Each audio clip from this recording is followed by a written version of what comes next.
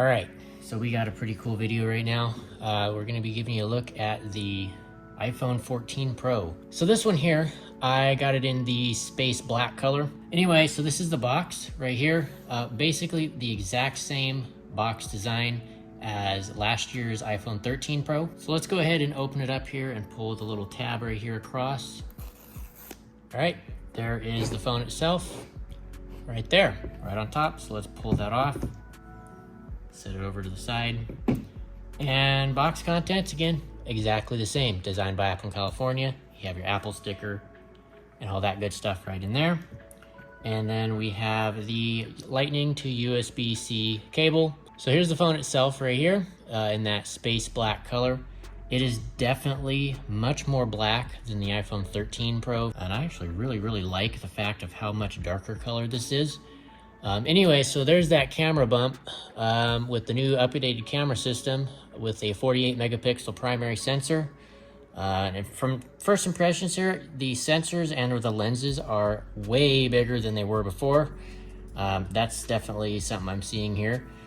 If we turn it around to the front, we got this plastic here we need to peel off. So peel that right up and off. And there is the phone. So we can't really see the notch, although you can kind of right there in the light reflection. You can kind of see it split up into two sections. Apple's calling that the dynamic island, and I'll get into more in depth on that in another video. So let's go ahead and turn it on for the first time and see what we got going on here. So let's turn it on. There we go.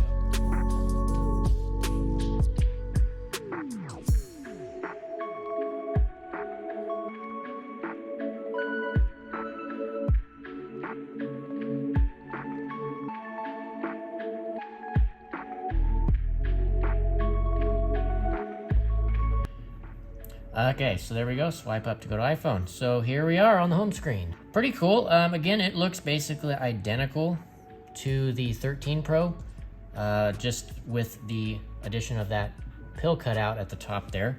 But other than that, everything else effectively looks exactly the same. So real quick, to give a quick demonstration of the dynamic island, as Apple calls it, if we go over here to the voice memos app and we start a recording, so you can see right there, we're recording right there in the voice memos app. And if I swipe out, you notice immediately the voice memos app jumps up into the notch essentially at the top of the screen. And from here, you can see it is recording essentially in the background, but you can visually see the progress of it via the cutout or dynamic island. I really don't like the name dynamic island. I'm probably not say that very often, but yeah, so you have a couple of options with this little notch thing. So you can either tap it, it jumps you right back to the app that you were just using, or you can press and hold on it and it'll give you some additional controls. So right from here, I can actually stop it, and then right there it saves it and it should disappear. There we go. Let's go ahead and take a quick look at the camera here. We have actually some new buttons down here. That 48 megapixel primary sensor offers a 2x zoom. So we can have basically optical quality 2x zoom now, because it crops into the center of that 48 megapixel sensor essentially to give you a 12 megapixel 2x telephoto. So that's pretty cool. And yeah, that's essentially it for this particular video. This has been, again, my first look. Hope you guys have enjoyed. I'll see you guys in the next one.